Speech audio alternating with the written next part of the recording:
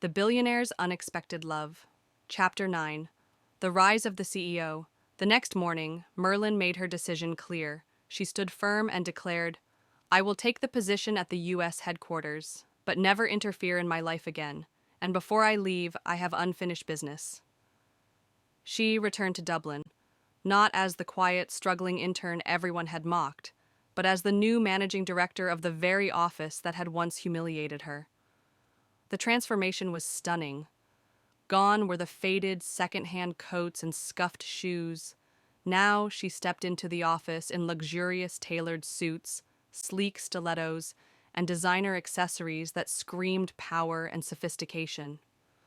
Her once messy bun was now styled to perfection, her makeup subtle yet striking. Every step she took commanded attention. The employees who had once looked down on her now lowered their eyes, too intimidated to meet her gaze. But she wasn't here just to look powerful. She was here to prove it. Settling scores in Dublin. Merlin wasted no time in teaching her former tormentors a lesson. The first on her list was Corinne Laurent, the sharp-tongued department head who had belittled her every chance she got. On Merlin's first day as MD, she called Corinne into her office. "I expect professionalism from my employees," Merlin said coldly, her piercing gaze unrelenting. "And I don't tolerate incompetence." Corinne's face paled as Merlin pulled out a thick folder, records of her mistakes, falsified reports, and mismanaged projects. Every error had been documented, every oversight noted.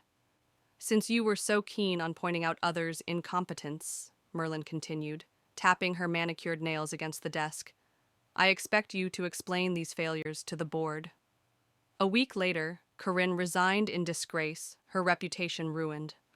Merlin then turned her attention to Sophie, Lucas, and Hugo, the office bullies.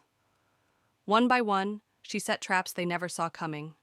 Sophie, who had once spilled coffee over her work, had her own presentation mysteriously deleted just before a client meeting. Merlin had already prepared a flawless replacement, stepping in and taking all the praise meant for Sophie. Lucas, who had mocked her intelligence, was assigned to a high-profile project.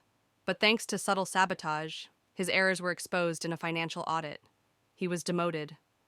Hugo, the arrogant employee who had laughed at her struggles, found his misconduct reports forwarded directly to HR. His history of workplace harassment became public, forcing him to resign.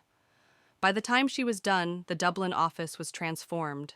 The toxic environment was replaced with efficiency, professionalism, and respect. No one dared underestimate her again.